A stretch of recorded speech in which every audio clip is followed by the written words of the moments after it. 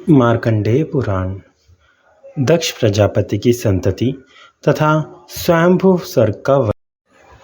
मार्कंडेय जी कहते हैं, भृंगु से उनकी पत्नी ख्याति ने धाता और विधाता नामक दो देवताओं को उत्पन्न किया। देवादिदेव भगवान नारायण की धर्मपत्नी श्री लक्ष्मी देवी भी ख्याति के ही गर्भ से प्रकट हुई। महात्मा मेरु की दो कन्याएं थीं, आयति और नियति। यही धाता और विधाता की पत्नियां हुई। इन दोनों से दो पुत्र हुए, प्राण तथा मेरे महायशस्वी पिता मृकंडु। श्री मृकंडु से मेरा जन्म हुआ। मेरी माता मनस्विनी देवी थी। मेरी पत्नी धूम्रवती के गर्भ से मेरे पुत्र वेदशिरा का जन्म हुआ। अब प्राण की संतान का वर्णन सुनो। प्राण का पुत्र द्युतिमान और द्युतिमान का अजरा हुआ।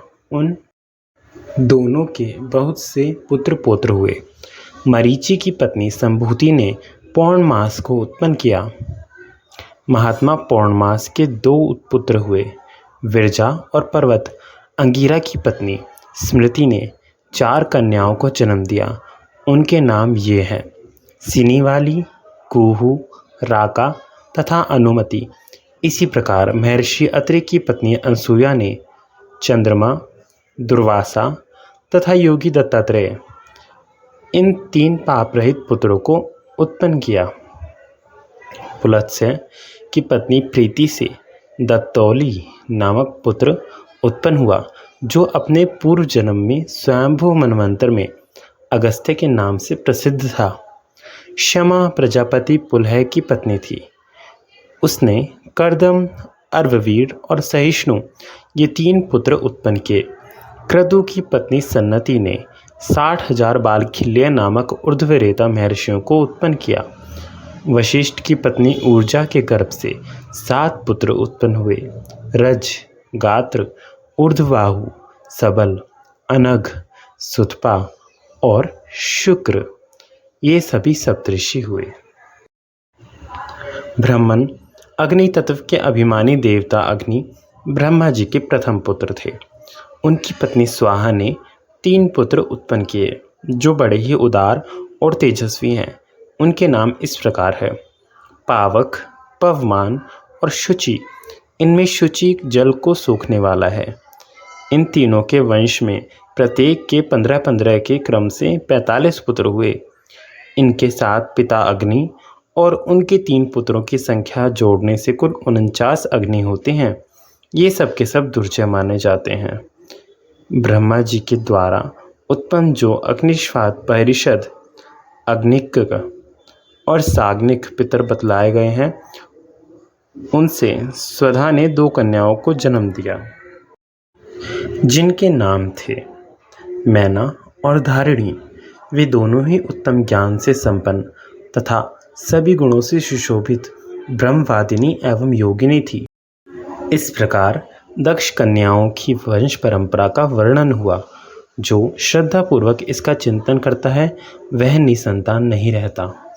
कौष्टुकी बोले, भगवान आपने जो अभी स्वयंभू मनवंतर की चर्चा की है, उसका वर्णन मैं अच्छी तरह सुनना चाहता हूँ।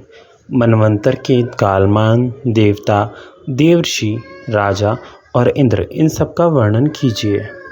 मार्कंडेय जी ने कहा, ब्राह्मण मनवंतर की अवधि 71 चतुर्युगी से कुछ अधिक काल की होती है। यह बात बताई जा चुकी है। अब मानस वर्ष से मनवंतर का कालमान सुनो।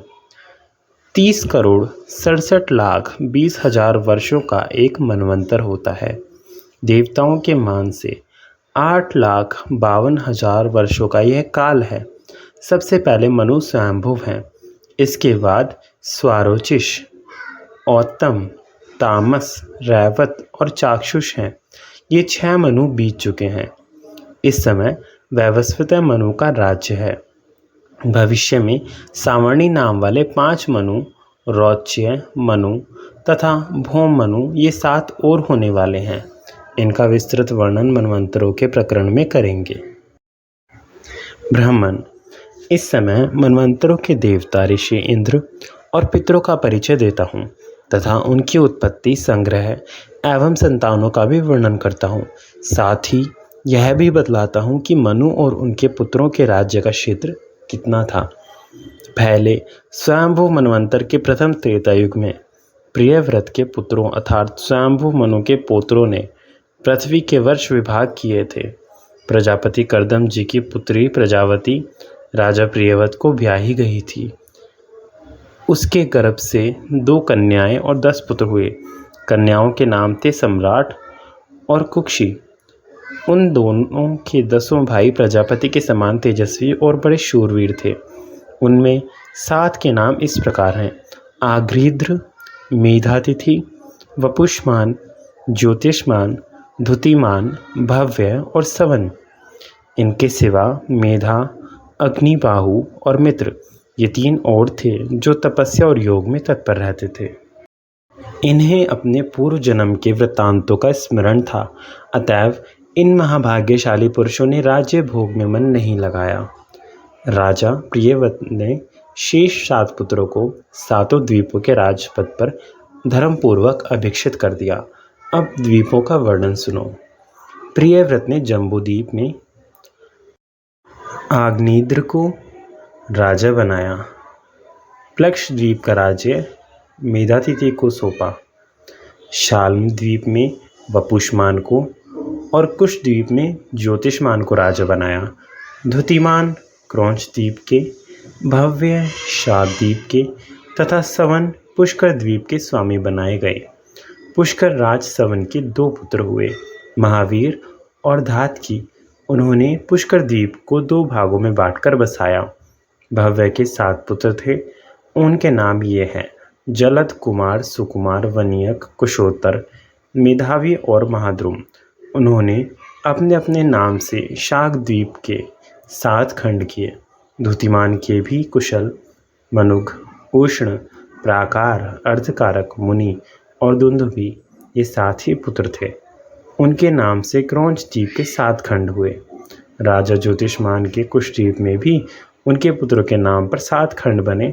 उनके नाम इस प्रकार हैं: उद्वीभक्त, वैष्णव, सुरथ, लंबन, धृतिमान, प्रभाकर तथा कापिल।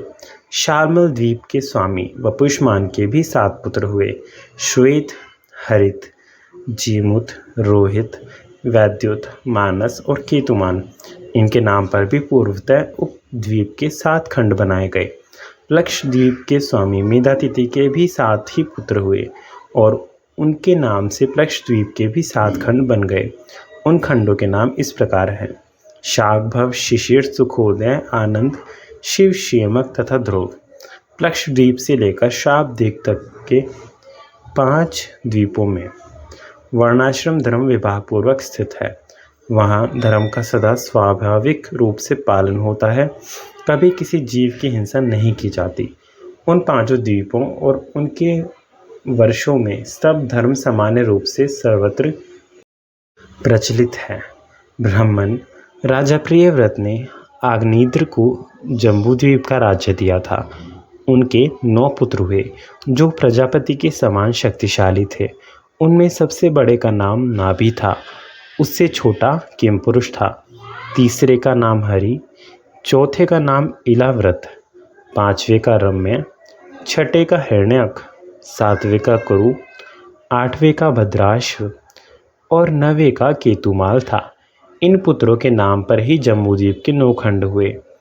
हिमवर्ष को छोड़कर शेष जो किमपुरुष आदि वर्ष हैं उनमें सुख की अधिकता है और बिना यत्न के स्वभाव से ही वहाँ सब कामनाओं की सिद्धि होती है। उनमें किसी प्रकार के विपर्यय, असुख, अकाल मृत्यु आदि तथा जरा मृत्यु का कोई भी भय नहीं है और न वहाँ धर्म अधर्म अथवा उत्तम मध्यम अधम आदि का ही कोई भेद है। उन 8 वर्षों में ना 4 युगों की व्यवस्था है, ना 6 ऋतुओं की।